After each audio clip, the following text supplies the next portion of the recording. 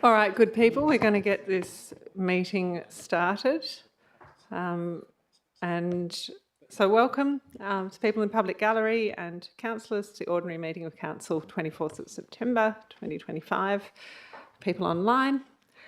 Nala Kadich Wajak Mort Kan Karak Nija Walilat Budja, where Jinang Wajak Kadajin, where Knitting Bula Yeah.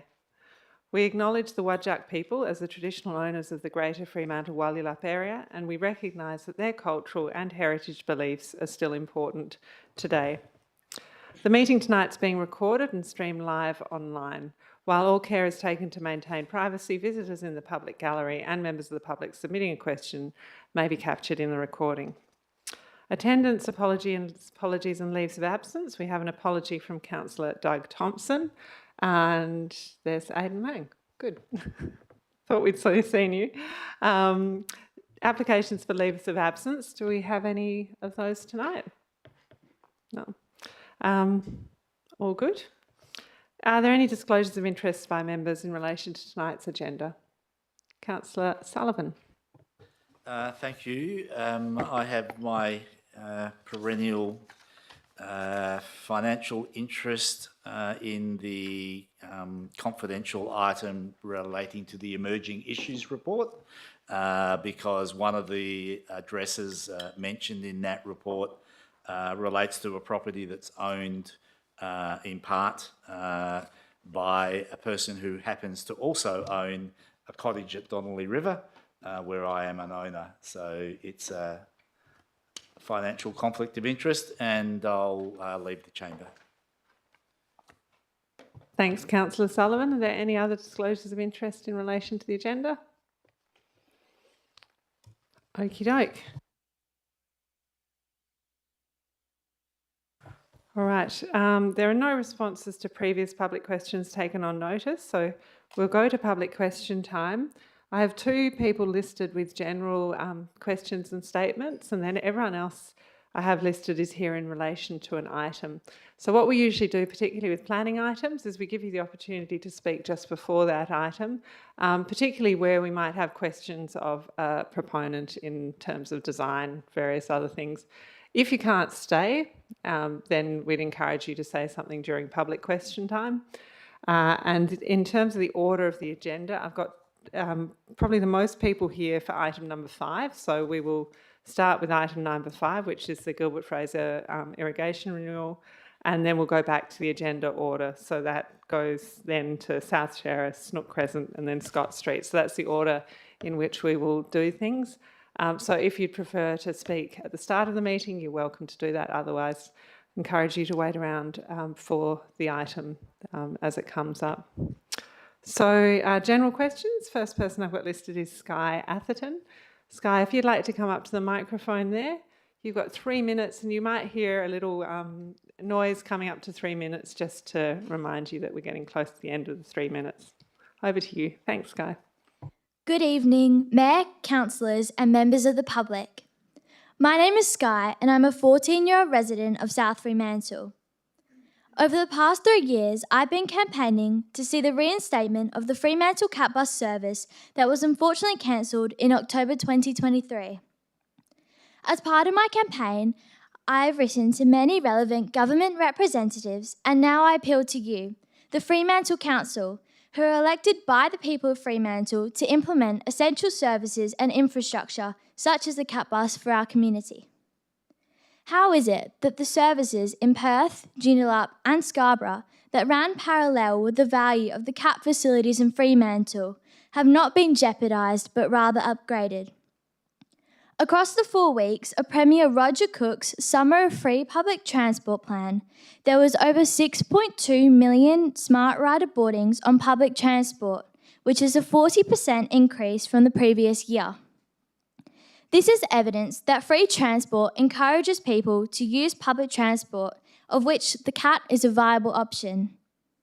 The decisions made by the Council are made to structure the political framework of society and uphold our community's welfare, and nationally we are facing the cost of living crisis and inflation is becoming uncontrollable.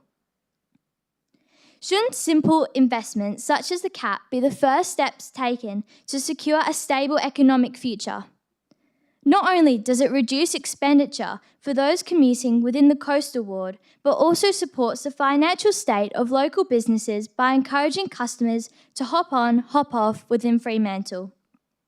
Whether it's reducing carbon footprint, decreasing the parking and traffic congestion, easing the cost of living, assisting the reduction of loneliness and isolation in seniors and parents with small children, providing teens with a safer and more inclusive service to encourage independence, or offering tourists a convenient way of travel free of charge, the CAT caters for many needs, and that is why it is more than a bus, it is truly a community service that makes our town a better place.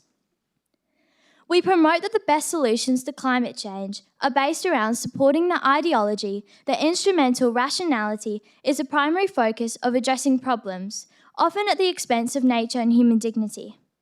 The CAT bus is a prime example of a service that opposes this technocratic paradigm as it embodies the needs of both the people and the planet. I understand that the funding has been reallocated for the benefit of the greater community, but in light of popular public opinion concerning how it solved cost of living and environmental issues, why do you believe that cutting the funding for the CAT bus was the best decision? Is there anything we can do as members of the public to make you reconsider this decision? Thank you for your time this evening. Thank you, Sky, and well done on exactly 3 minutes. I'll go to the Director of Infrastructure, the Director of Planning. Who's the best person to answer this question for some comments? Thank you, Mayor, and through the Mayor. Firstly, thank you for those comments raised. I think there was a lot of very good comments there, and I think the benefits of public transport were very well articulated, and it's something this council would also strongly agree with. I think the issue about funding is where it comes to, because it is a state government service, and to reinstate the CAT service that we had prior to COVID would be in the order of $1 million per year from this council. That would be the council's contribution to reinstate the services we previously had it. So it's a balance, and it's about making decisions about how best to spend ratepayers' money, and that is what this council does. So that's certainly something that can come back to the council for consideration. Thank you. And I might just add from a council perspective that we agree that free transit within the City of Fremantle would be a very good way of incentivising people to use means other than cars to get around. And that's certainly been expressed by councillors, and that's our position to the state government as well. Thank you, Sky. The next person I have is Bill, I'm going to say Kirkin, but it could be Curzon, and I'll blame my reading. Apologies, Bill. My name is Bill Curran, as in currency, without There you go. Thank you. I'm a little confused. I tried to get through to the financial section of the council, and it was to do with verge trees, and the receptionist refused to put me through to there. Decided to put me through to Hugo Sanders. Now, I am a bit confused there. And next part is, why was the resident at 51 Longford Road, who cut down 2 very established gum trees and advised by Hugo Sanders that he would not be fined? Yet, I've cut off 2 branches that encroached over the crossover, and it was touching my car, and Hugo Sanders said he's going to fine me if I bring it up anymore. Very unhappy about that. There was a council meeting some time ago. It was all to do with the trees on residential lots. I approached the mayor at the end of the meeting, and you refused to talk to me about verge trees. So that's another question I would like to raise. The other one is at 16 Longford Road, a lady has pruned off all the foliage on the verge there. So 24 branches on one, which has just got the cuts off, so no foliage on that one, 18 branches on the other one. So I'm confused as to why I can't get any answers whether that person's been fined, but I've got the cardinal sin of cutting off 2 branches as I wanted to protect my car. I'm not happy. Thank you. Thanks, Bill. It might be useful for us to know what road we might find you on. Longford Road? 55. Excellent. We'll follow up with you. Thank you. All right. Was there anyone else who wished to speak in the general public question time? Otherwise, we'll go through to the items one by one and we can call you up to speak before then. Okay, let's do that. So I'll just quickly get through a number of the procedural things. Petitions, I don't believe we have any petitions to receive tonight. There are no deputations or presentations, so can I have someone move that we confirm the minutes from the last meeting of Council? Councillor Williamson-Wong, seconded by Councillor Graham. All those in favour? Excellent. Is there any elected member communication? Councillor Williamson-Wong. Thank you. I'll be brief. I just wanted to raise a couple of things that have happened in recent weeks that relate to the NOM we passed a couple of months ago now around the North West Shelf, because in the last few weeks we've seen the North West Shelf be approved, which was obviously against what our advocacy letters said. And we've also seen the federal government pass down the climate risk assessment, which is the first national risk assessment of climate change. And I think, interestingly to this room, the risk assessment identifies that by 2050 there will be 1.5 million Australians living in homes at high risk of flooding and coastal erosion, and the costs of these coastal erosion and disasters will increase by 5 times. And as much as I hope that we don't have to foot the bill for all of this, we do foot the bill for our coastal erosion now. So I think relevant to just share those statistics and note that the climate risk assessment is a very sobering document, but an important one for us to be across as we continue on. Thank you. Councillor Graham. Thanks, Madam Mayor. Look, I think it'd be remiss of this council not to acknowledge that wonderful result on Sunday where South Fremantle won the Waffle Premiership. Councillor Kamada and I were there. I don't know who else was there, but it was a fantastic win. The game itself wasn't of any great high standard, but the ending certainly had its stressful moments. Back at the club on Sunday night, it was really heaving, and it's great to see that the community get really behind the South Fremantle Football Club. It's well run, well coached, and we should be very proud of it. Councillor Graham, I don't think we could agree with you anymore. I think it's a very good thing and aligned with Councillor Lang's NOM around celebrating the victories of local sporting teams. I believe discussions are underway with the Bulldogs. Okay, if there's no more elected member communication, we'll go through to the report. So the first one we're going to deal with, because we have people in the gallery, is the Gil Fraser Reserve irrigation renewal. So I've got 2 speakers listed for this. First up, Paul Jones.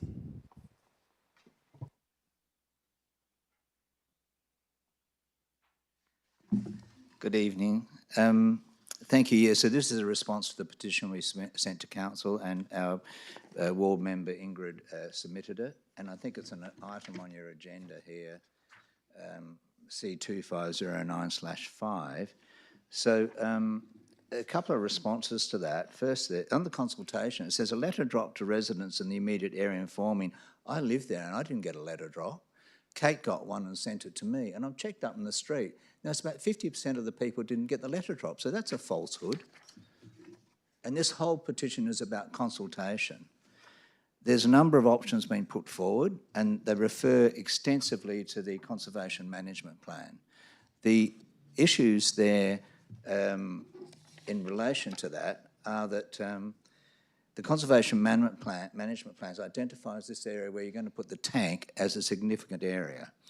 And within it, there are some areas of little significance, like the stables and the other sheds. It doesn't mention any services being located here. And in fact, it says that the green space should be preserved there, and the views to the Norfolk Island Pines on Johanna Street and the foreshore. So it's totally contradictory to the Conservation Management Plan, but the office has put this forward as the main thrust of why it should be relocated, as it's identified in the Conservation Management Plan, where it is at the moment, as an intrusion. But you're going to put it in a worse spot, and it's bigger. When the first consultation came to us, it didn't mention a tank of this size. It was saying it was replacing the existing. The new one's 15 metres wide, the existing's 9.5. So that's another falsehood. This area is in active use all the time. During the footy season, all the kids come back behind the goals to mark the ball. And now with the cricket starting, guess where they put all their gear to get ready and have a smoke before they start? Right in this spot. So you're taking over an active green space. One of the comments about its location here was that it's screened by the fence and the cricket pitches. They're cyclone fences, you can see straight through them. And the DBCA consider the Dragon Boat shed and that as an intrusion into this location. So totally contradictory in terms of the Conservation Management Plan and what higher authorities want. The location where it is now is screened by the residents and the trees, and it's huddled in there. The officers who prepared this plan have just dropped it in place, and of course that gets rid of the trees. That's totally unsympathetic and bad design. I went out there and measured it and looked at some major marking points, like the green maintenance sheds protrude out to the boundary by a certain level. I've measured that around. If you move the proposed larger tank and the lower height tank, option 1A, a little bit to the south, it's the same distance as those sheds from their boundary, and you still have the incline up there where the kids like to sit. You would lose one tree, which is in a dilapidated condition. In terms of irrigation, I belong to a tennis club, and the Water Corp has said to you, stop watering your... Is that the end of it? My God, that was quick. If you Anyway. can just bring it to a close, that would be great. Thanks, Paul. We believe that we support it being relocated, keep it where it is, low profile. We accept the bigger size, move it to the south to preserve as many trees as possible and keep it off the boundary to the same level as the maintenance sheds, and I think all the residents will be happy. Thank you very much.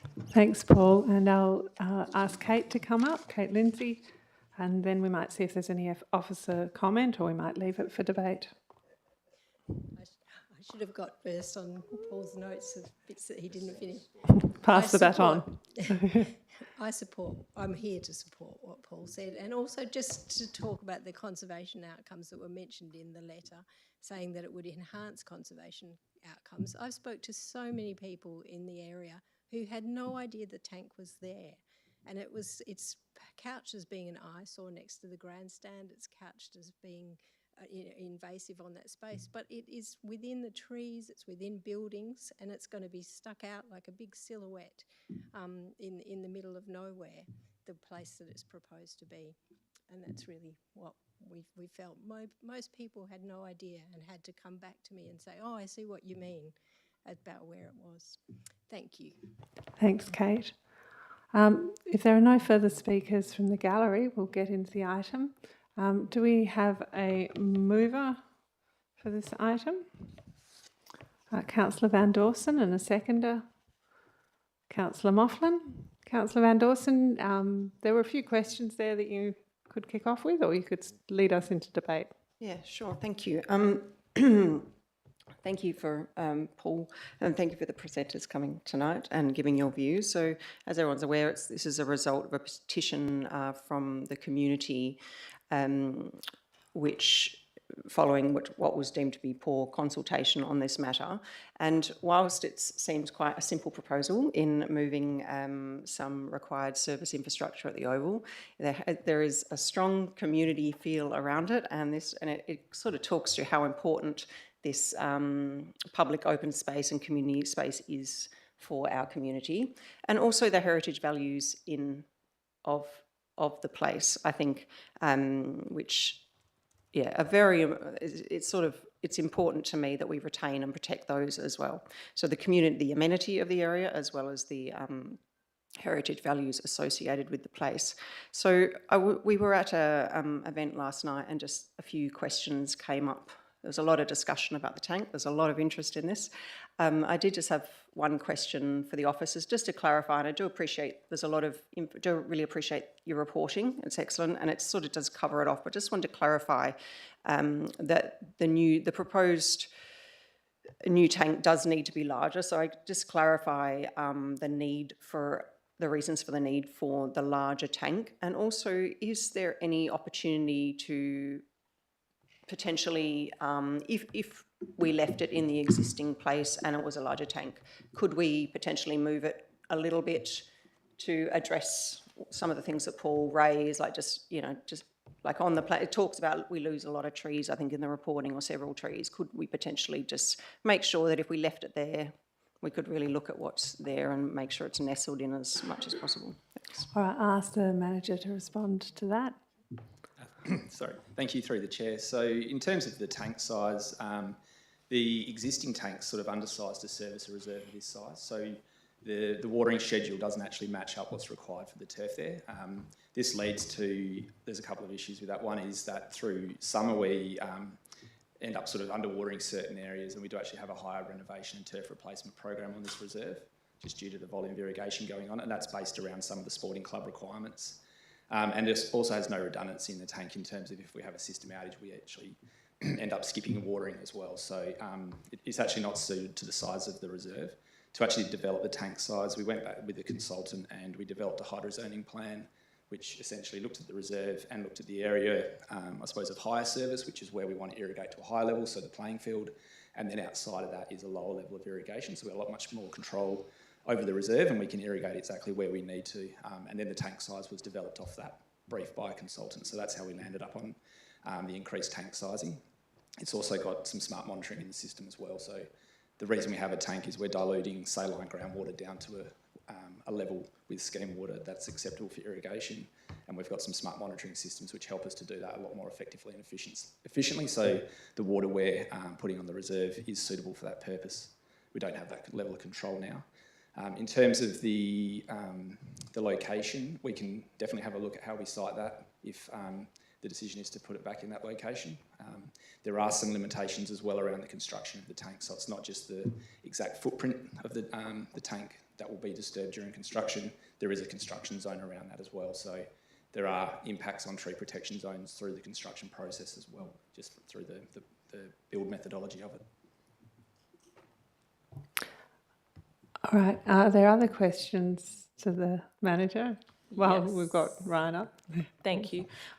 I just wanted to ask a question about the leaving the tank in the existing location, but the lower profile, bigger tank option, because Paul was also mentioning the boundary widths. And when I look at this diagram, which is in our additional docs, I wanted to ask about whether or not there are requirements for the distance between a structure and the edge of a sporting field. I imagine that there would be, and this makes it look like they're rather close.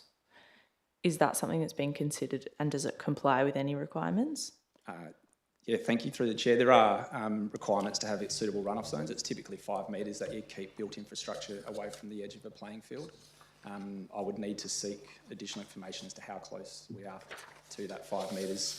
There are also some level changes and things through there as well which come into consideration. Okay, thank you. But we can absolutely look at, if that was a preferred location, we can look at how it's sited in there to maximise, I suppose, the existing trees and keep the sporting requirements there. Any further questions of the manager while we have him? Otherwise, I'll go back to debate. All right.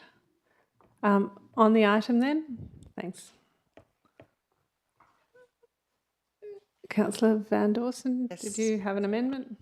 Yes, thank you. I would like to take this opportunity. I would like to move my proposed amendment to the officer's recommendation, which is up on the screen now. So Do we have a seconder for that one up on the screen?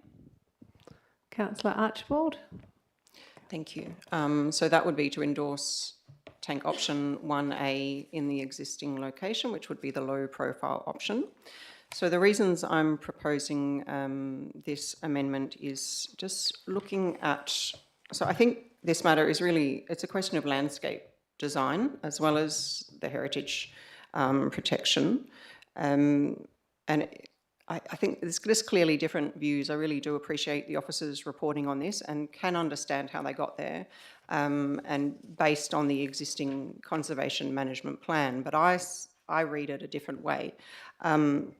But as mentioned by the people presenting tonight, what we have, so I grew up in North Fremantle, I know this reserve very well, and I agree, the water tank where it is, you really don't notice it. You don't even see it. It's tucked away in the landscape. And I appreciate that the new one will be bigger, so you'll see it, but I feel with some landscaping we could soften it, and I think it is the best option in terms of its location, whereas what's proposed by the officers is to put it in the middle of open space. So it's just going to be a solid concrete structure, quite large, in the middle of open space in an area that is used whether for passive or active recreation. It's under a shaded tree and right next to the cricket nets, and I have myself seen people sitting there and enjoying that area as well. It's also behind the football goal posts where the officers have proposed it. So that there'll be football. I mean, I guess it won't get in the way of actual play or anything. It's set back far enough. And also other events there when the fire brigades are on, you do see that area of the oval is used, and it also provides just a really nice open vista. Your approach walking down Johanna Street to the river, it's all open, the cyclone fencing, it's an open vista to the river, which is very inviting. I'm all about sightlines and that sort of thing. And then from the foreshore, from the grandstand, those sightlines to and from the grandstand to the foreshore, the original proposed location by the officers would put this tank in the middle of that sort of sightline view and be quite intrusive, I believe. So I'll just talk a little bit to the points in the officers' reporting. So on page 59, it said the Conservation Management Plan identifies the grandstand, oval and open landscape as being of considerable heritage significance, and I absolutely agree with that, all those three elements. And then on page 60, it mentioned that the Conservation Management Plan identifies the tank as an intrusive element. And I would say not visually intrusive, but I understand from a heritage perspective, perhaps having a water tank within 50 metres or 20 metres of a grandstand might be considered intrusive. But I don't believe that the CMP doesn't really consider moving that water tank to what's being proposed today. And I would argue that where it was proposed by the officers is more intrusive, visually intrusive to the heritage. And I'll just go to the next point, when you look at page 62, has a diagram of the development zone south, and point 3, in terms of the points to be considered in that area appropriate for development, point 3 says development shall not obstruct the views of the grandstand from the river. And in my view, I think it's quite obvious that where they're proposing to put the tank next to the cricket nets would very much obstruct the views when, to my mind, the main viewing line and sight line is from the end of Johanna Street, foreshore, to the grandstand. That's the most used area. The other parts of the foreshore, you're sort of behind trees and you're not really looking at the grandstand, whereas that end of Johanna Street is an open area. It's where the public congregate and use, and that's where you're looking back to that grandstand. And I feel like having a big tank there does detract from that view. So I guess it's looking at different parts of the Conservation Management Plan and how you interpret it. But I'll just go back to my first point that was raised by the presenters.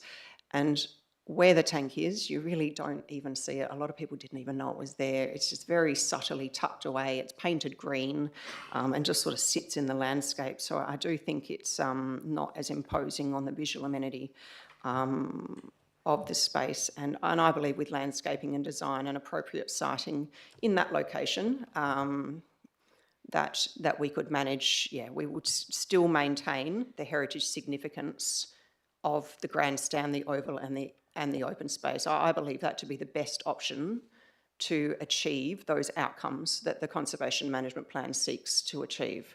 So I do hope everyone will support the amendment tonight. Sorry, I'll just make a couple of other points. There is strong community support for this.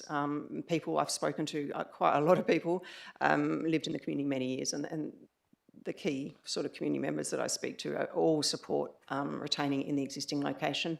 I'll just briefly on Jemima's point in terms of the setback to the oval boundary. I do think there's plenty of space. I haven't measured it, but there's quite a lot of space there. And I think if it's an extra 5 metres in diameter width, it would be well set back from the football. I'm 99% sure there'd be no impact on it wouldn't be coming too close at all. But so thank you. I do ask that councillors support my proposed amendment. Thank you. Thanks, Councillor Van Dawson. Councillor Williamson Wong. Without Councillor Thompson here, I find myself asking a point of order about whether or not this is an amendment or an alt rec. I mean, my understanding is that an alt rec would change the The advice from intention. officers was amendment because it was using an option that was included in the report. So Okay, I'll refrain I- from I making my trust comments now, officers. but I just wanted to check. thank you. Were there any further speakers on the item? Thanks, Councillor Archibald. Thank you. I'd just like to concur with Councillor Van Dawson. Sorry, I've got your name straight in front of me. I had Ingrid in my head, sorry. I concur with the comments that you made. I don't think I need to repeat them, but I do feel overall that that keeping all of the infrastructure as much as possible in that first corner is preferable to putting a large piece of infrastructure in a more bold environment where it will be much more obvious. I just also looked up the trees that are in the area, and they're fiddlewoods. Not that it matters so much if we keep every tree we can, but you know, they're not native trees or anything like that. So I'm sure we can do quite a good plan around landscaping around the tank. So I would support the amendment. Thank you. Thanks, Councillor Archibald. Councillor Mofflin. Thank you. And yeah, I suppose I'll just have a bit of a contrary view and not support the proposed amendment. I think the work that the officers have done in trying to find a balance between being able to service the needs of the playing surface and also finding a location which, whilst it's a new location and may, in that sense, because it is new, appear to be a significant impact, we've also got to remember that Johanna Street is lined by trees already in that area. And, you know, I think, in a sense, tucking that tank into that corner does give us a good outcome. The inability to replace the tank at the moment will mean that there are several years before we are able to then adequately irrigate Gil Fraser Reserve. And also, just through the conversations with the manager there as well, there did seem to be a number of unknowns associated with 1A, which mean that I don't think I could go and say, hey, this is the option that we need to explore right now, or sorry, that to endorse that option right now, because there were those unknowns, particularly in terms of the location related to the field there, which, if we consider it already, it is kind of tight in regards to lighting location. So the light towers that sit on there do already restrict the location of the football oval and the playing space associated with that, and it may further compromise the use of the site for Australian football. And I think there's also an opportunity, if we do move this tank to the current location, what might we be able to do in the location where the old tank is in terms of revitalising that area of the reserve as well. So I'm happy to, or rather not support the proposed amendment, and would be happy with the outcome as proposed originally. Thanks, Councillor Mofflin. Councillor Williams as well. Thank you. I agree with much of what Councillor Mofflin has said. I think for me,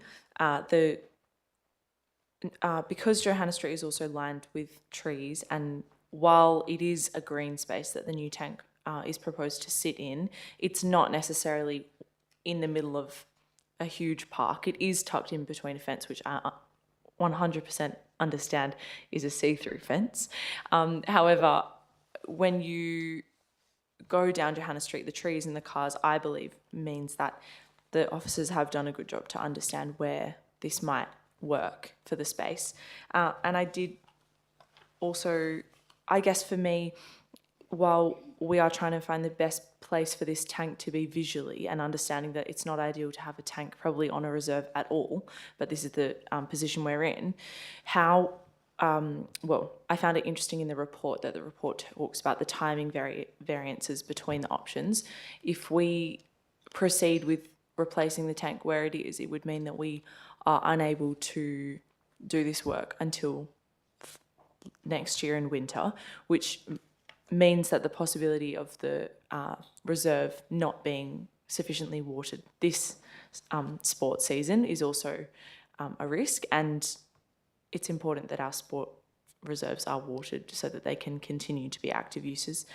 So I guess for me that's also a factor, and noting that yes, while I think that the tank should be moved and I won't be supporting this proposed amendment, I think it also means that that area that the tank is in now will become a shady, hopefully, space that people will inhabit as well.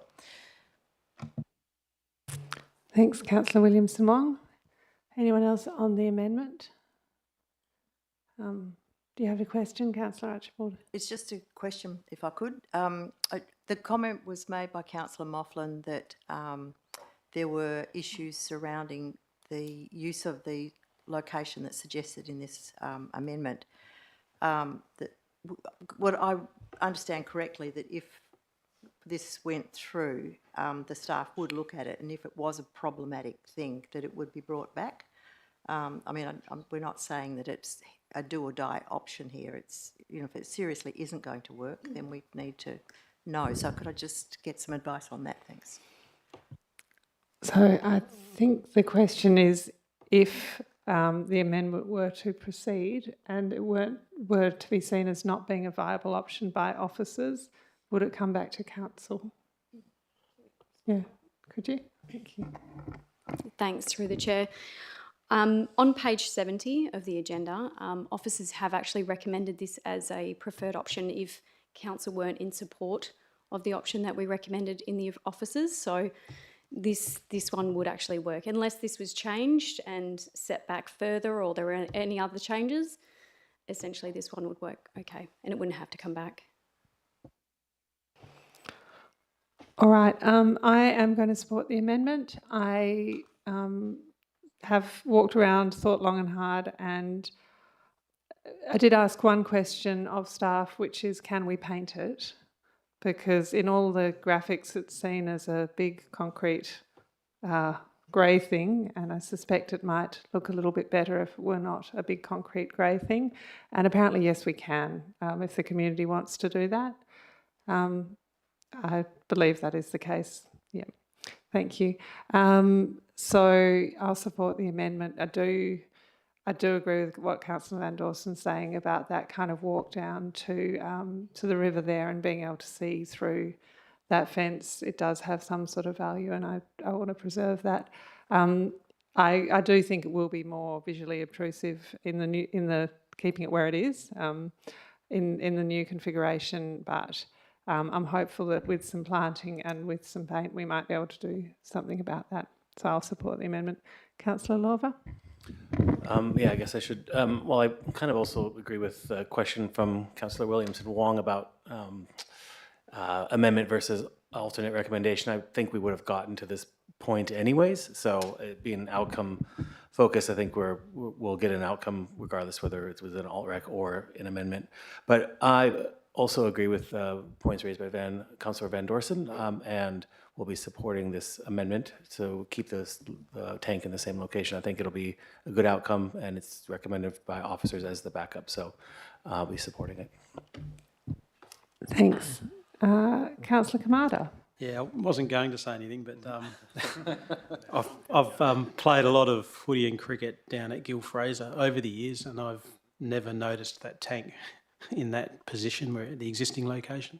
I was on the fence on this one. I can see the pros and cons of both locations, but I think, you know, having listened to the community, I will support the amendment. So, yeah, that's my two bobs, as Councillor Graham would say. Councillor Lang. Like Councillor Kamada, I'm genuinely on the fence about this one. I don't know the area that well, but the things I'm weighing up here are the cost differential. One of them is $100,000 more expensive, and then obviously cutting down some of those established trees there is an issue. And weighing up and hearing what the community's saying, and what Councillor Van Dawson is saying about the line of sight, which I am familiar with actually, visiting a PACE frequently, you can see through that space quite well. But also, importantly, listening to people that have used the oval far more than I, if you can't see the tank at the moment, that's probably something important to consider also. So I'm still on the fence about this one, and hopefully if anyone else in this debate, it might sway me. All right. Any further, or should we go to Councillor Van Dawson to close? Councillor Van Dawson, did you wish to close? Thank you, everyone, for your input, and do appreciate it is actually a difficult decision when you consider both sides of the argument. Just in closing, may I address one of the things raised by Councillor? Sorry, I went to first name as well, Aidan. Just on the cost, the option 1A that I'm proposing, sorry, just to clarify, it's about the same cost. It's more the timing thing. Option 1B was $100,000 differential to the officer's proposal, but I think the costs are quite comparative. So yeah, I looked at cost as well. I think that's an important consideration. But yeah, thank you everyone for your input. And again, I do hope you support this amendment. As I said before, I do think it aligns more closely with the conservation management plan objectives to conserve the most significant, the parts of the oval that are most significant, being the grandstand, the oval and the open space area. I believe it's most consistent with that, and it does support the community's wishes. So thank you. All right, I'll put the amendment to a vote. So all those in favour of the amendment? So Councillors Graham, Kamada, Lorver, myself, Lang and Van Dawson, and against? Oh, whose hand was that? Sorry, Councillor Archibald. I'll put my glasses on from here on in. All right, and against? Councillors Graham, Moughlin, Williamson, Wong and Sullivan. So the amendment is carried. So we'll go back to the item as amended. Are there any further speakers on the item as amended? If not, I'll put that to a vote. All those in favour? And just checking that's unanimous. Thank you. All right. So that takes us to, we'll go back to the start of the agenda again. So that takes us to South Terrace, the Hungry Jack site. So I believe we have one speaker in the public gallery on this, which is Sam Fisher.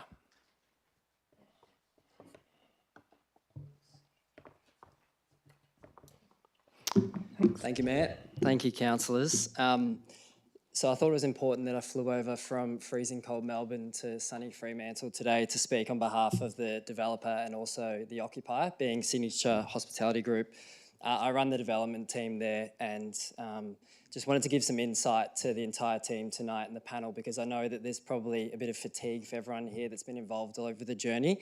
And so, like a duck on water, it was important that we gave you some insight into what's endured over the past 6 to 9 months to give clarity on where we are right now. So we received the permit 2 years ago after a very collaborative process with the DAP.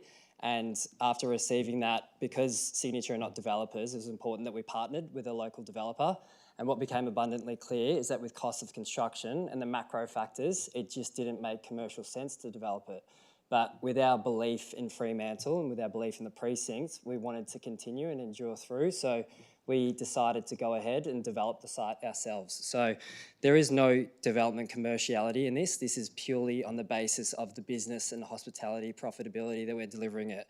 I know that there's been some conjecture around the revised design, and the big dirty word is obviously value management and construction, but that's just the nature of cost of construction right now and escalation. And so it's been really important that we work through a collaborative process with the team. We've had ongoing consultation with the planning department to make sure that our amendment does not jeopardise the heritage fabric of the space and that we still respect the original design, but at the same time, we make sure that we are essentially able to deliver the space. So what is proposed in this amendment, which appears to have been rejected, is our best attempt at really being able to deliver the space. We know that the existing asset is a blight on the community and it's an issue, and I believe we've had no adversarial nature to getting it developed. It's just the nature of the development and the small nuances of what's being proposed. So I'm just hopeful that we can get some understanding that time is of the essence for this. We've articulated to many people, but construction escalation, we've got a builder on board. We're willing to commit to this development, but what's being proposed has been very iterative. It's our best ability really to make sure that there is some form of element of getting this project funded. I know there's also been challenges with the architect choice, but we obviously thought that a local architect from Fremantle versus an international typically is usually liked by municipalities. So I think that's been interesting feedback, but we take the points. But yeah, I just want to make sure that people understand that we can't have perfect as the enemy of great design. We still believe in it. We're here for a long-term tenure as well. We see this as a very long-term play, and it's a piece of amenity for the municipality that hopefully people can understand that too. So yeah, we believe in Fremantle. We have the varsity just across the road, which does really well. And yeah, we want to make sure that people can understand that we're hopefully getting to the position of getting going on this with a fully mobilised design team to work concurrently to getting this space developed. So to Councillor Graham's point, you know, the South Fremantle CEO is a very close friend of our owner, James Sinclair, as well as a schoolmate. And so we look forward to having a partnership with him and the team. We support local clubs as well. So making sure that we have those partnerships and amenity in the environment is important. So anyway, thanks for your time. Thanks, Sam. Councillors, did we have any questions for the proponent about the design or anything else? Okay, thank you. Let's get into this one. Do I have a mover for the officer's recommendation? Councillor Williamson-Wong, and seconded by Councillor Van Dawson. Councillor Williamson-Wong, did you want to kick us off? Sure thing. Look, I will start by saying that I support the officer's recommendation on this item. While I appreciate that we are seeing escalating construction costs, I do not think that that is really a consideration for our council to be thinking about in making a decision, because our job as a council is to consider whether or not the design is appropriate for the location, whether it appropriately matches the heritage context, and not the economic viability. So I appreciate that we want development in Fremantle, and I agree, perfect shouldn't come at the enemy of great, but I do think that the plans we have in front of us are not a great outcome or a good outcome for that site. I think the loss of the second balcony does mean that the way that that building will sit on the street is out of context. I mean, our officer's report details it or describes it as looking like a building that you might find in an industrial area, which is relatively straight talk from our officer's reports, but I appreciated the comment. I think for me, you have lost the second balcony, but what we have also lost is the quality of materials that that building is made out of. And also I understand and appreciate that there have been amendments made to try and, I guess, meet certain heritage contexts in terms of different coloured bricks. But I do think that that actually has resulted in a design that is probably less appropriate with the different coloured bricks on the corner. So I will kick us off with those comments. But yeah, I guess for me, it really does also just come down to the fact that as much as I sympathise with developers who are trying to get projects off the ground at the moment and understand that we want development in Fremantle, cost of construction is not a consideration for our council to be considering. And we need to remember that in looking at an amendment to a development application, we should be looking at it as if it's a development application that is coming to us fresh. It's not about whether or not it's better or worse than the first design. It's about whether or not we would have allowed this in the first place. And my personal opinion is that we would not have. So I look forward to hearing others' views on this. Thank you, Councillor Williamson-Wong. Councillor Van Dawson as seconder. Thank you, Madam Chair. I seconded this more just to get the debate going. I actually don't support the officer's recommendation, and I do sympathise very much with the applicant in terms of the escalating costs of construction. As I'm actually project manager for construction myself, and can very, very much appreciate how things at planning approval stage, and then you get to the detailed design and costing, and it's a pretty scary place, and value management has to be done. It's very, very real in this day and age. However, what we want in our community is good development, and so I believe this has to be assessed standalone as it is, so as the amended proposal and what it is. And to be honest, I'm a little bit on the fence. I'm a little bit disappointed. I feel like maybe some more could have been gone into, so value management, it's a very harsh stroke in terms of the design outcome, the frontage.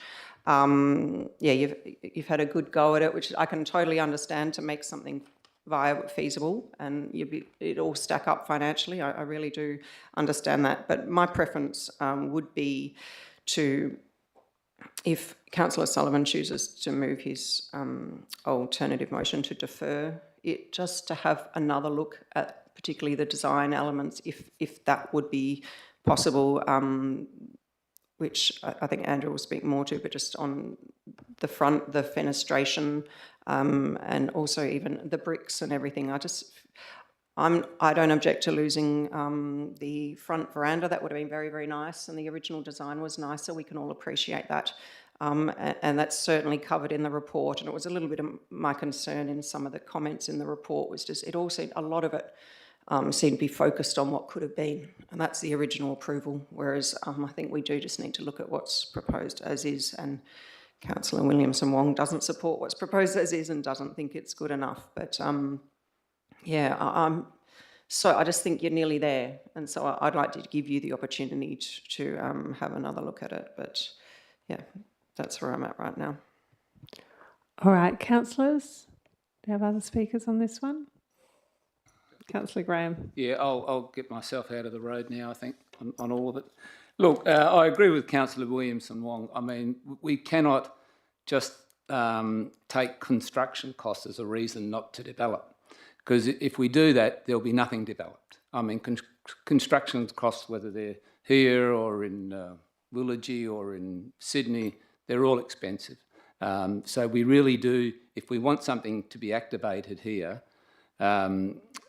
they either go ahead with it, because the gentleman said they're in it for the long term. So, I mean, okay, so if it's going to cost them 10% more than it was quoted 2 years ago, it's going to ameliorate over the years, and they'll get their money back if they're in it for the long term. So, I mean, you just only have to go to Fremantle now and have a look along the strip. We were at Mons on Friday night. You can't move. You can't move at the Synagogue. You can't move at Sail and Anchor. You can't move at any of these pubs. So, they're all gold mines, really, most probably, if you want to mostly get quoted on that. But this corner is very significant, and these plans to me don't get to the mark. So I would support an alternative recommendation by Councillor Sullivan. I don't want to throw it out with the baby out with the dishwater, because we've got somebody here that's willing to do something. So let's work with them and try and get a little better result. I mean, I'd love to see the balcony back one, because I think that's what makes this whole development. Without that balcony, it's just very underwhelming. So, look, what are we voting on? The refusal. But we might get to the alternative rec by Councillor Sullivan, which I would sincerely support, and I won't speak again. We do have two alternative motions, one for approval and one for deferral, so we will wait and see what happens there. Councillors, I support at this stage, but I'm open to convincing the refusal. I look at the site next door to it, which finally we have a DA to improve what has been an absolutely blighted development at New Puppers / Miss Maud / the Monks / whatever it became. When you have a building that doesn't tie in with the rest of the key sort of buildings on the Cappuccino strip, it just doesn't work. And there's something about the integrity of that strip and having the 2 stories and the height. I was really happy to support this. I'm desperate to see this site get developed, and I was really happy to support the original design, because I think it tied in beautifully with Sail and Anchor and other buildings of that scale along the Cappuccino Strip. I think now we know what is going next door. It's almost more important that it ties in with that kind of bulk and scale that we've seen in the building next door. I think this will look even kind of more obviously underdone now that we've approved the building next door. So I feel like unless there's some confidence, and perhaps Councillor Sullivan knows something that I don't, that the deferral will see us come back with a balcony restored on this building. And quite honestly, I'd prefer to lose the roof terrace and come back with a balcony. It'll be more functional because of the sea breeze anyway. Unless we think that that's what's going to happen with a deferral, then I'm of a mind to refuse. Councillor Archibald. Yes, thank you. I would concur with that. I would not support the current alternate proposal that's been put to us. I find the treatment of the windows and various other aspects are lacking from my point of view. I did very much like the first proposal, and it's a shame that the developers have decided that they don't want to continue with that proposal. So I guess in short, I would support a deferral if the applicant is seriously willing to look at the detail of what has been proposed and come up with something that would be suitable. I don't know that it does need necessarily a two-storey veranda, although I do agree that it's certainly it would look really fantastic in that location. But otherwise, I would support the refusal if there isn't a real willingness to look at the overall design. Thank you. Councillor Lang. Thanks. I really support development on this site, but not at any cost, especially this is a corner site in the middle of town. It's extremely iconic. You've got an amazing location there. I think there's a missed opportunity with the balcony, and also I think there's a missed opportunity perhaps, I'm not ready to own the building, but on Essex Lane as well, where we know that your neighbour is building an entrance and trying to create a space in Essex Lane also. Primarily, it's an iconic site. I don't want to refuse it. I don't want to support it. I will support the deferral and hope that we can come back with something that works for this special location. Thanks. Councillor Williams-Wong, you must have a question. Question. I believe that this is an amendment to a development application. So my question is, if Council supported the officer's recommendation tonight, would that stop the applicant coming back in due course when they are ready with another amendment to the original DA? Thanks, Manager. Through the chair, no, it wouldn't. They could lodge another variation application. Thank you.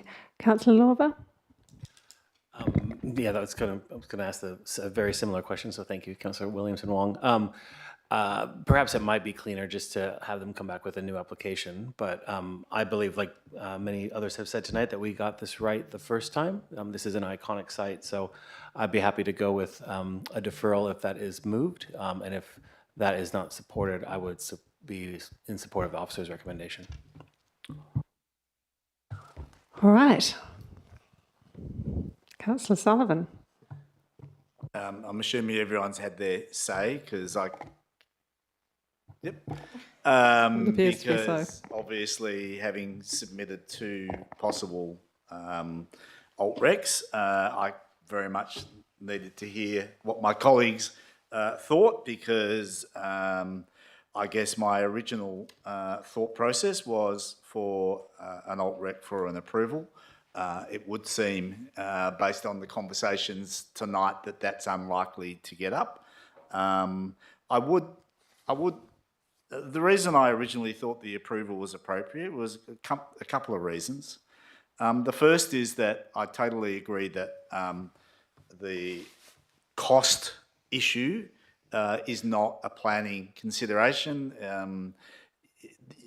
Obviously viability is important to the applicant, but it's not necessarily a matter, is not a matter that we can really take into account legally in a planning sense. However, I also take the view that because a development was a better solution last time, development proposal was a better solution last time, that doesn't necessarily give us the right to judge this application on the basis that it isn't quite as good as what we had before.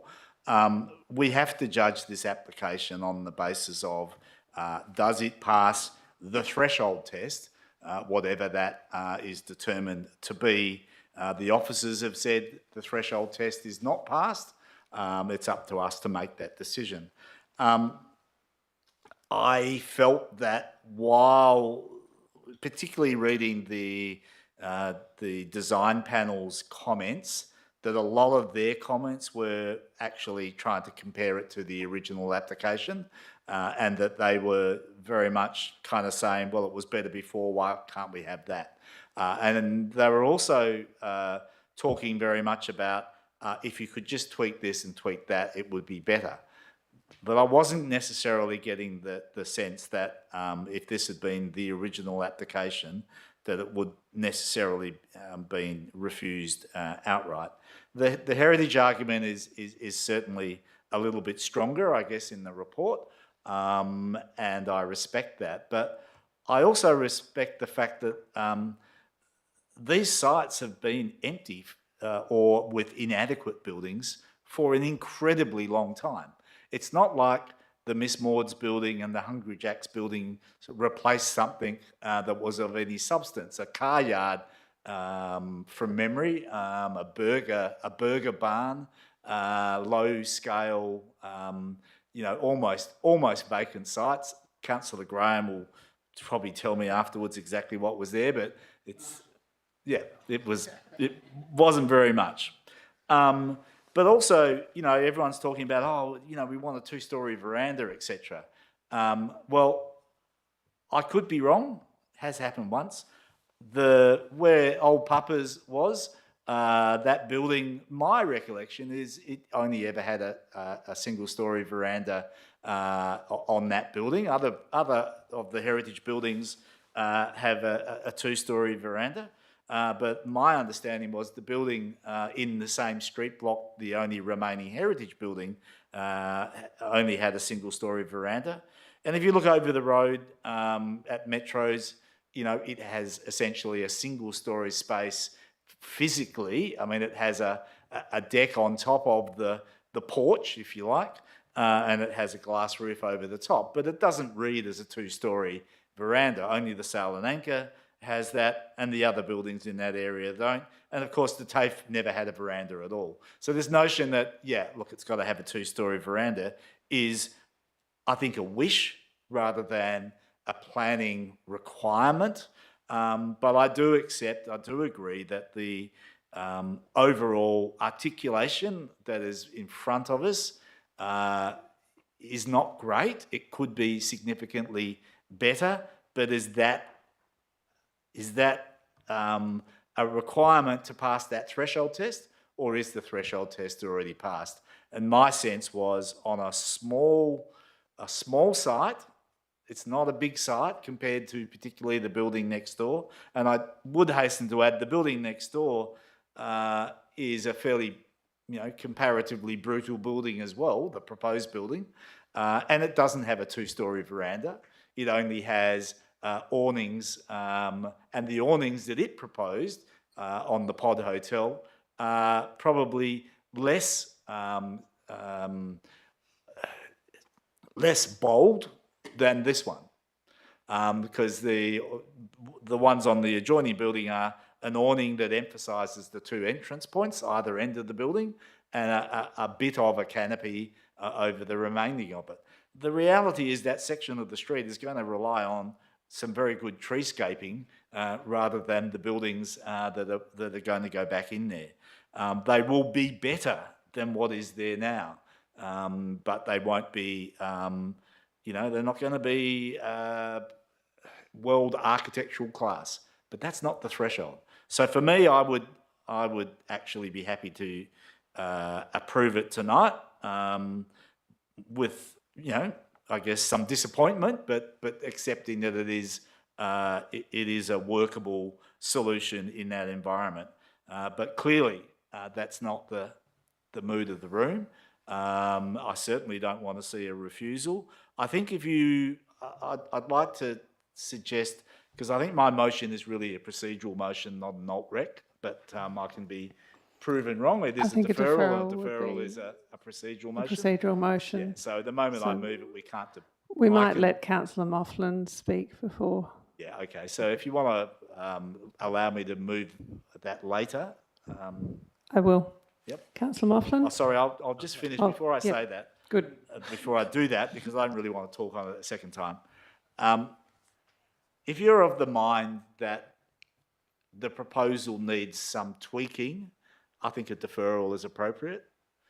If you're of the mind that it needs to basically go back to virtually the old design, then a refusal is appropriate. So it would be inappropriate, I think, to support my deferral if you had expectations of a radically different design. I think you would be talking about some changes to the fenestration, perhaps the materiality, perhaps, but not necessarily, anything significantly more than that.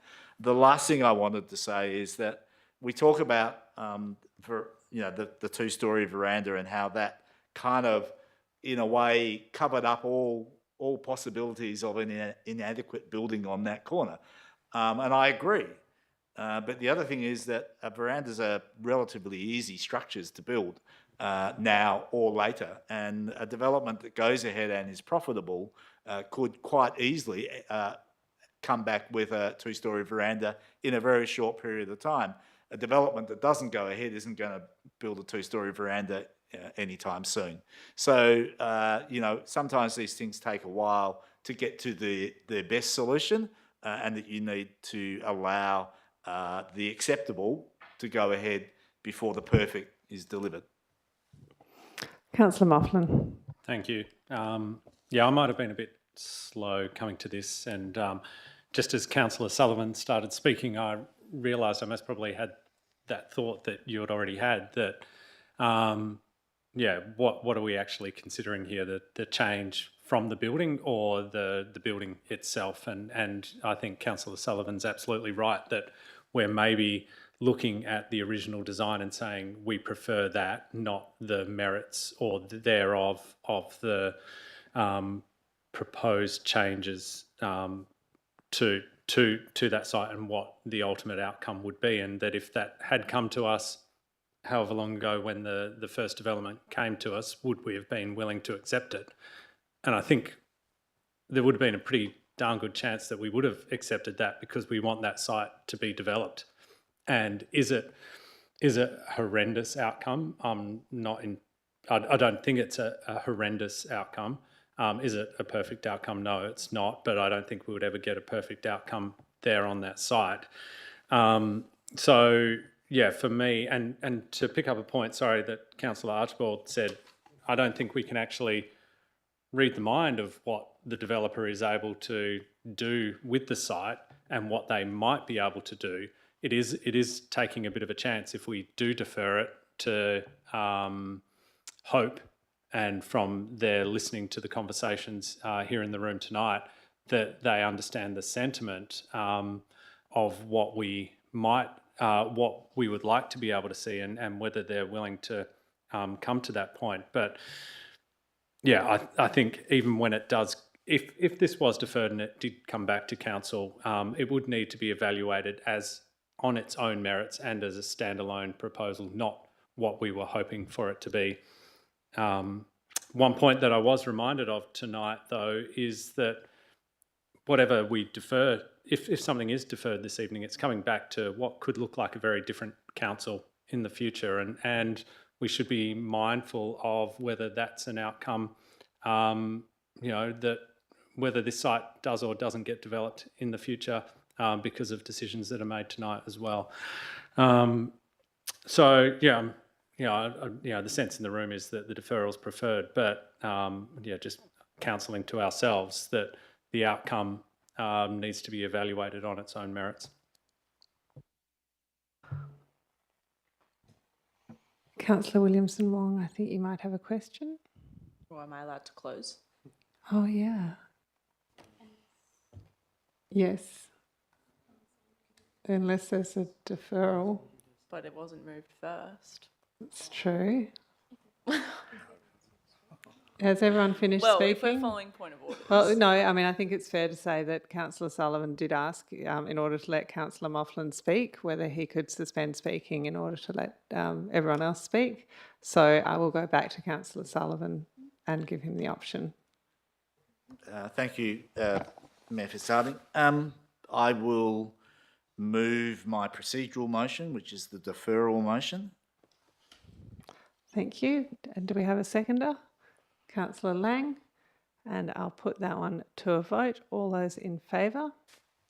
Councillors Archibald, Graham, Mofflin, Kamada, Lang, Sullivan and Van Dawson. And against? Councillors Williamson, Wong, myself and Lorver. So that is carried and it is now deferred. Excellent. Do we have any sense about when that might come back to up to the applicant? Yep, fair enough. Right, maybe catch up with officers tomorrow if you can do that. Okay, let's keep moving. We're going to Snook Crescent in Hilton. We have a motion for officers' refusal and we have an alternative motion by Councillor Lorver for deferral. Does someone want to move one of those? Councillor Sullivan. Sorry, just a sec. We're on Snook. Oh no, I'm doing questions from the gallery first. Comments, statements. That was lucky. Thank you. That's what you were going to remind me of, wasn't it, Councillor Sullivan? You're very good. Thank you. I appreciate it. Let's go to Linda Schoenhoff. Thank you, Mayor. Thank you, councillors, for the opportunity to speak. With this development application, our whole aim right from the beginning has been to improve the energy efficiency of the house and retain the historic value of the characteristics of Hilton at the same time. It's been very important to us, which is why we purchased in the area in the first place.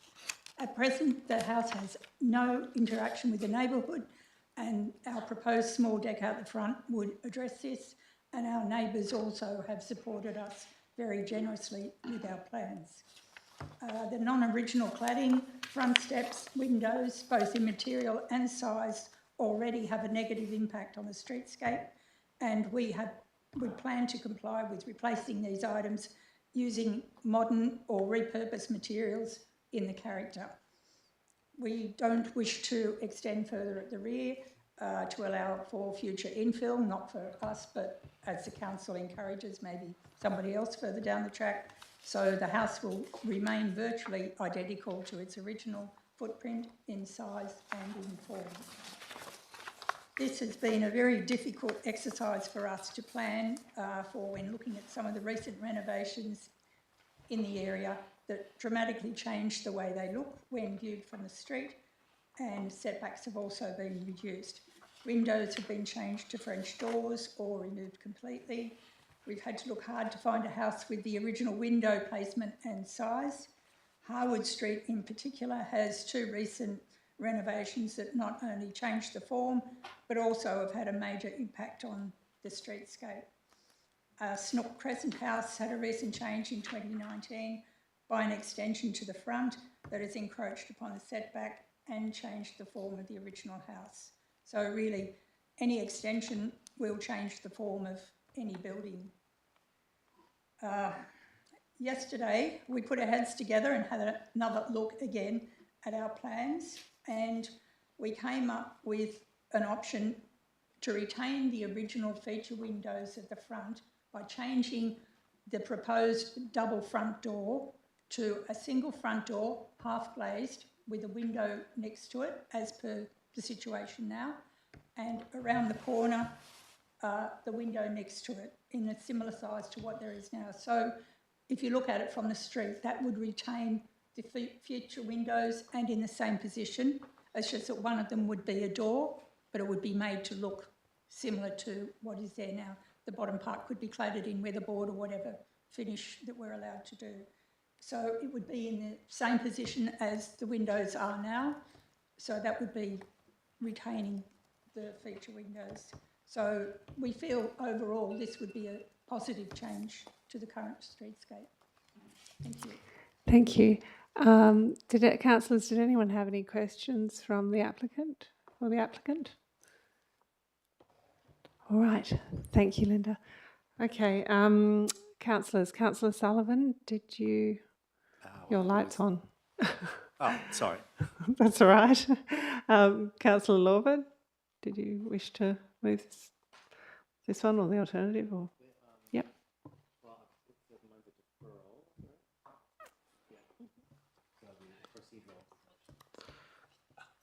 Okay. Does someone want to move the officer's recommendation? Thanks, yeah. Councillor Moughlin. Thank you. Councillors, seconder for that one? Councillor Van Dawson, thank you. Councillor Moughlin, did you want to open us up on this one? Yeah, thank you. So I'm moving the officer's recommendation, not necessarily in support of refusing this proposal as such, and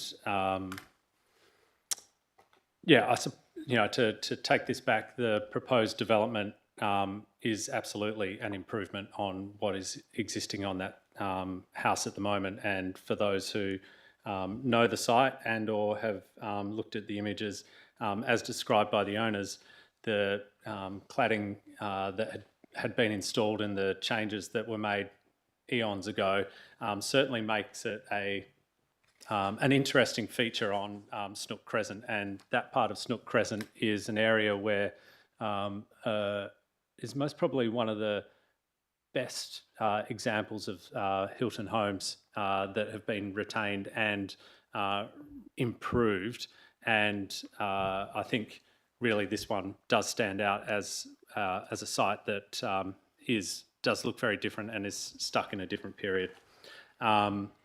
In having said that, I think, and to hear from the proponents tonight, they have been very committed to trying to find a way in which they are able to retain the heritage of the site, but also to achieve a better energy efficient outcome. And I'm not an architect or a designer, and I can't say whether or not what's being proposed would improve the energy efficiency, but certainly the consideration for the developments in Hilton and the Hilton policy does need to take that into account, because those homes were built in a time very quickly, very little or no insulation in those walls, and it does get very hot in the summer months, and we know it is only going to get hotter. And for people to be able to live in those homes in the future, we need to find better ways for those to be able to exist. So I think there needs to be that balance between the heritage outcome and the livability and energy efficiency of those homes. And pleased to hear tonight that the applicants have spoken about some opportunities to reconsider how they might be able to address some of the heritage outcomes. So I know there's a procedural motion in regards to deferring, and I think that would provide an opportunity for the proponents to revisit those plans to make those small changes, which would most probably bring it closer to those heritage outcomes and enable a more livable home for them as well. Thanks. Councillor Lawver? And just noting, I do have a motion to defer this, and I'm really pleased to hear that applicants have had a look and are willing to consider some additional changes to maybe get closer to the original heritage fabric of the house with their proposed reno of the building. Because as Councillor Moffat pointed out right now, this when I think about the Hilton heritage policy, it really helps preserve the community aspect in the streetscape. Is about the interaction that people can have between their house and their front garden and the street. And all along Snook Crescent, there is those front balconies, and the doors open up and people can say good day as they're walking by. And this house right now is just kind of a wall. That's how it presents to the street. So it really does stand out. And the outcome from this proposed development would be increase that ability to have that interaction and that community feel that is all throughout Hilton. They're not proposing any, to stick out any further in towards the street on the setback. It keeps with the general feel of the the community. And as far as the concern that the heritage officers noted about the change of the openings, I think those could possibly be further addressed with a new proposal. But also, I remember it wasn't that long ago that we actually approved picking up a whole house and moving it in Hilton, and that definitely changed the location of the openings and where they were at compared to how it presented to the street. So I think that this would be really worthwhile to see what comes back, and so I will wait to see what other people have to say before moving the deferral, if there are further comments. But really excited to see that this could potentially be an amazing addition to the Snook Crescent community. So, Councillors, any further on this one? Councillor Graham, and then Councillor Sullivan. Thanks, Madam Mayor. Yeah, look, I came here tonight quite prepared to approve this one because I did see an approval come through the email yesterday. I think it was from the manager, which obviously didn't make the additional documents, so I didn't give it much more thought, but then it didn't come out with the additional documents. So anyway, it doesn't look as though we can hopefully move an approval tonight. But look, having a look at this site, having a look at Snook Crescent, I mean, I find it hard that it was actually written up for refusal in any place, because it's okay, it might have a few tweaks and a few things that don't hit some of the marks on some of these things, but gee whiz, we're nitpicking a bit, aren't we? I mean, we want to get these places looking good, we want these streets looking good, and this is the way to do it, not to defer something again or refuse it. I mean, I don't know, perhaps we go a bit too far with this policy, but that's a bit of a view, and I just think deferring it and coming back to a new council is only going to aggravate the poor applicants even more, perhaps. This has been around for a while, I believe, so I'd be of a mind to approve it tonight, send them on their merry way, let them get on with it, and then no one has to deal with it again. But that's just my view. May I just ask a question before we go to Councillor Sullivan? It sounds like the applicants have done some revisions to their designs. Is there a theoretical possibility that they could come to the next council meeting with this application if they have in fact done those revisions? Through the chair, if the applicants could get us something in the next day or two, then yes, we could. Great, thank you. Councillor Sullivan. Thank you. Thanks for the opportunity to come and view this house as well. And I think we all looked at it originally from the street and went, it's been very heavily modified. But in fact, it's really just been covered with an external skin in a way that makes it look radically modified from the outside. It's actually quite intact internally, and it's one of the better built houses in Hilton. So the applicants have got a real gem there. And when I left the site, I thought, I hadn't thought I'd seen too many houses in Hilton of this configuration. I wasn't absolutely sure what I was looking at in terms of the rest of Hilton. And lo and behold, albeit very well hidden behind a lot of bush, on the next corner to the south, on the corner of Holmes Street, the corner house is very, very similar, if not the same configuration. So it certainly, when I looked at that, it reminded me of what the house should look like as opposed to what it currently looks like. I'd also like to commend the applicants, because I think some of the things that they were proposing exactly what they should be doing in terms of bringing the ugly duckling back to the swan. Things like the bringing back the dado of battens underneath the house and the like are exactly the sort of things that will help reveal what the original bones of this very good Hilton house were. I also understand the care with which they've thought through the process in their design. It is a logical way to treat a timber house. I mean, timber houses are very adaptable, and they're making it into a reasonably a modern house that is a lot better than the humble workers' cottage or stereo house that it was in the beginning. And that's a good thing. And as someone's already said, it's very consistent with the efforts that have gone into the other houses in that particular street, particularly. However, I also felt that they were missing an opportunity as well. And I very quickly formed the view in my head that they could have everything, or almost everything that they were proposing, and probably more, with a few tweaks. Now, that's the architect coming out in me. And of course, I have to pull back from that and go, remember, it's just passing a threshold test, like I talked about before. So I'm glad to see that the applicants have perhaps taken some of the commentary that I made on site into consideration and are prepared to make some alterations, in which case I certainly do support a deferral. I would go one step further, though, and say that, I very quickly showed them a couple of things. I am concerned a little bit that the deck does stick forward of the original house, and I am concerned that they'll end up with a front door that's basically facing due west or thereabouts into a storm breeze and a cold front without having any sort of sense of an awning or ability to have an awning over that, because the only way you could then achieve that is to then build a structure in front of the original house, which may be problematic. And I think there is a solution whereby the corner window is retained, the breeze runs through the hallway, and you move a door around to the side and you modify the addition slightly on the side.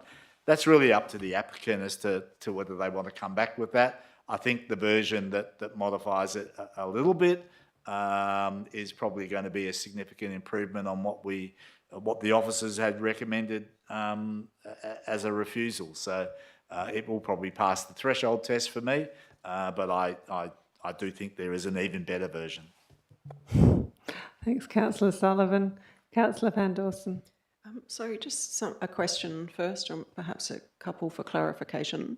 Can we not approve this tonight? Because it's my understanding there actually was an alternative recommendation in your draft documents, no? Ah, okay. Sorry, thank you for the clarification. So it cannot be approved tonight. So the options are to refuse or defer. Sorry, there was perhaps a typo that I saw. Just to speak. Sorry, I'm just going to get a comment from the CEO. Through the chair, thank you. If council were to vote down the two options put forward in the agenda, then they could certainly move to an approval. Thank you. Appreciate the clarification. Similar to Councillor Graham, I actually was very happy to support the proposal as it is and approve it tonight. However, listening to everyone else's comments, it sounds like a deferral would be preferred, and for you to look at the design, and if you think there's some improvements that could be made, it'd be great if you could get it.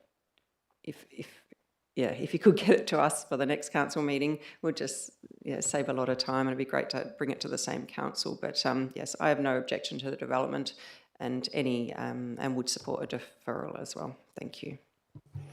Yeah, I'm pretty much like Councillor Van Dawson. If there was an opportunity to approve tonight, I was absolutely fine with it.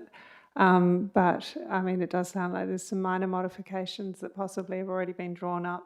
And if it can come back to us for the next council meeting with those minor modifications, I'm equally happy with that. So where does that leave us? Everyone's spoken.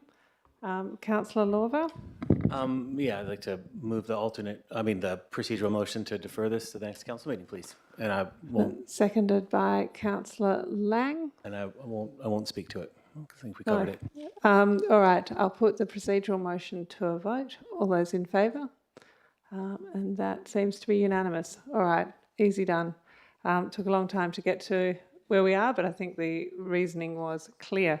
Okay, that takes us to Scott Street. And I have Tanya Wallace and Nick Wild here to perhaps speak to it.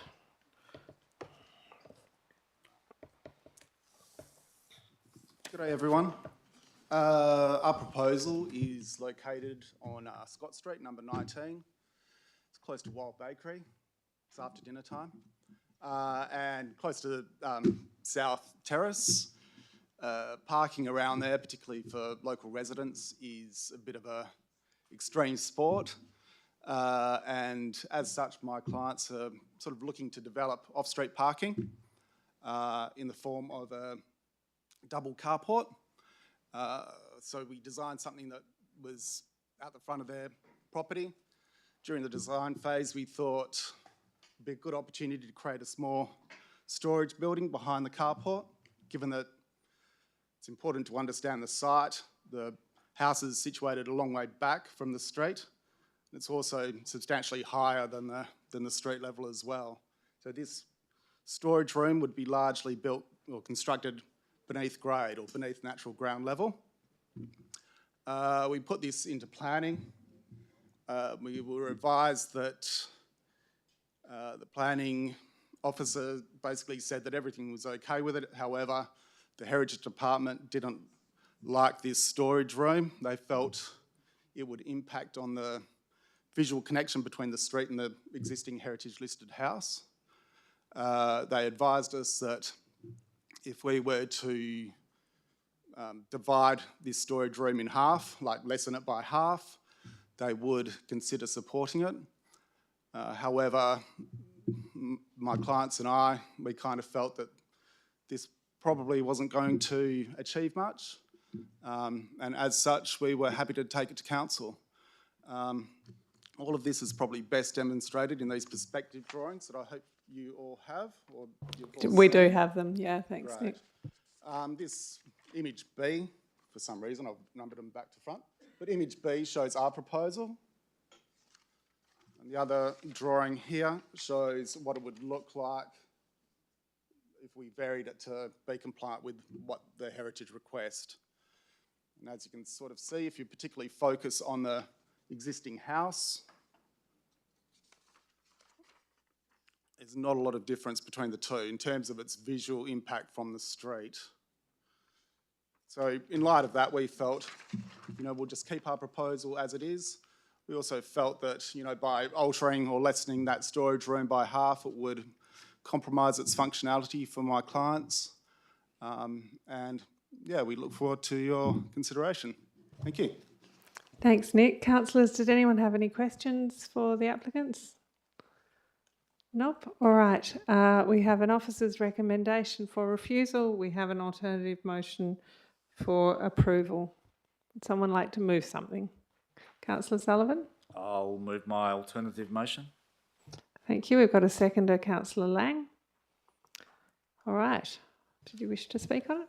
Thank you. Yes. I guess the most telling thing about this application is that we're not dealing with a normal house. We're dealing with a house that is significantly set back from the street.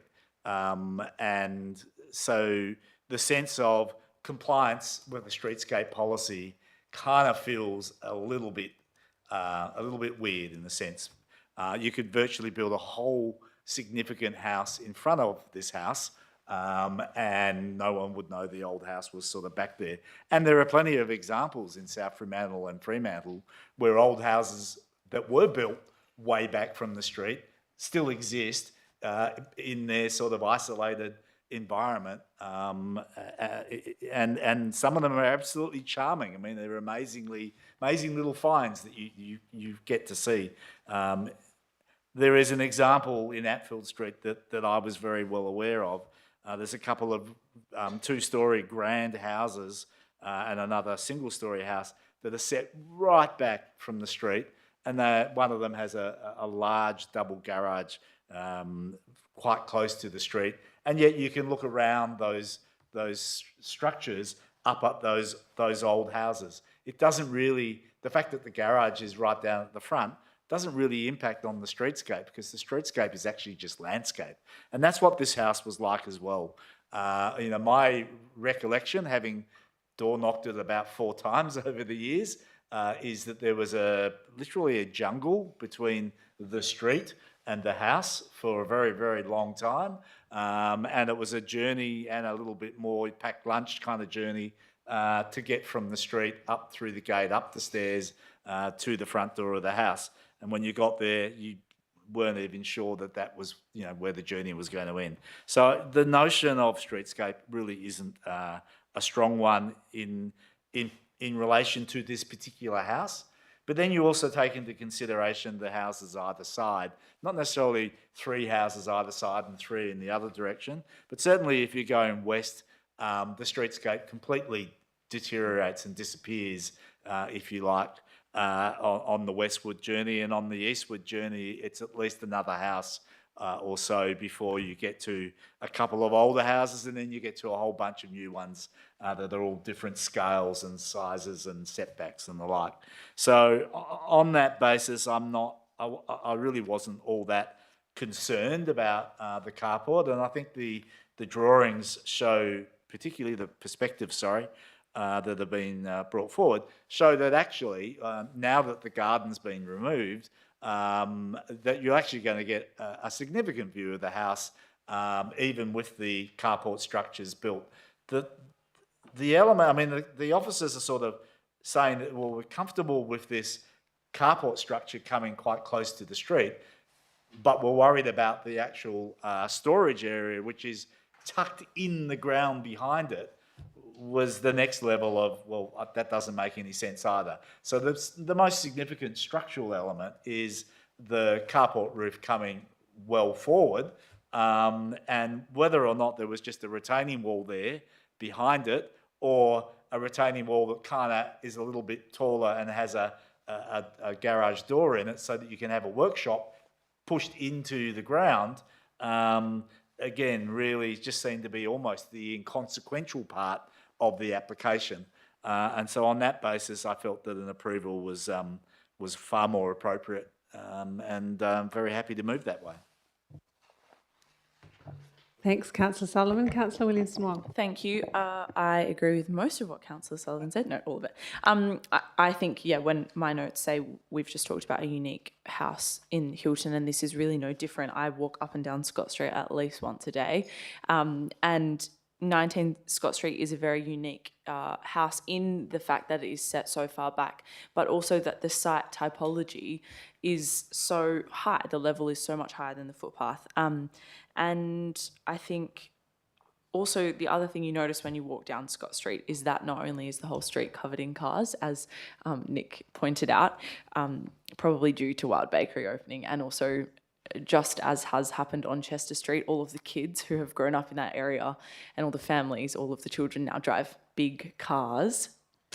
Me.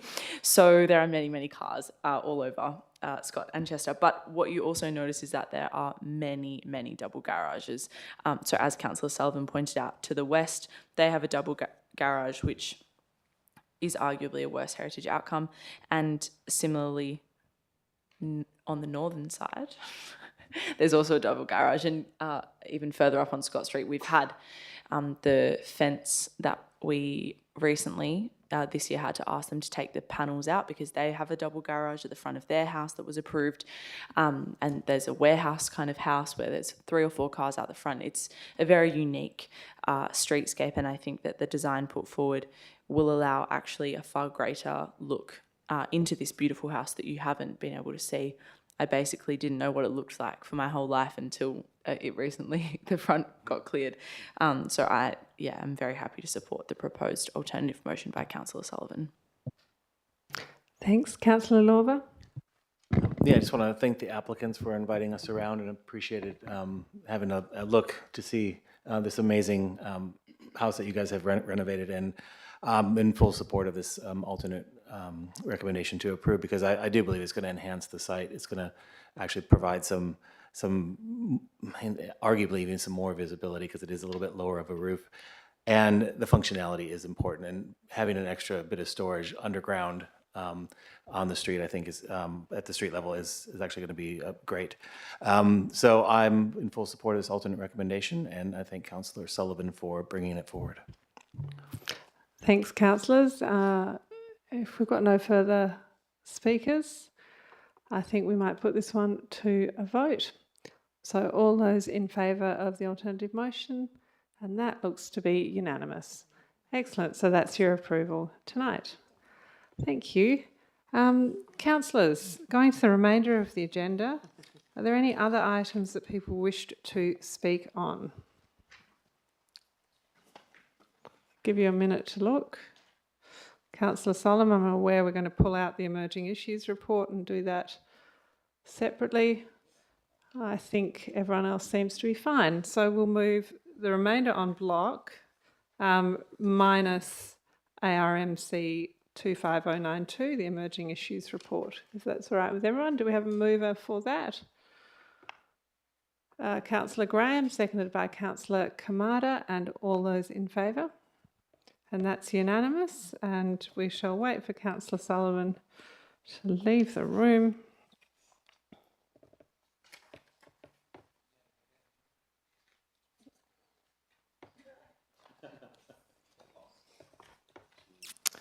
Good-o. All right, so we'll move ARMC Emerging Issues Report. We'll move for that one. Councillor Moughlin, seconded by Councillor Lorver. All those, anyone discussing it, talking about it? No, any comments? All right, all those in favour? And that's unanimous. We have no motions which previous notice has been given, no urgent business, no late items, no confidential business. So we can declare the meeting closed at 7:42 p.m. Thank you.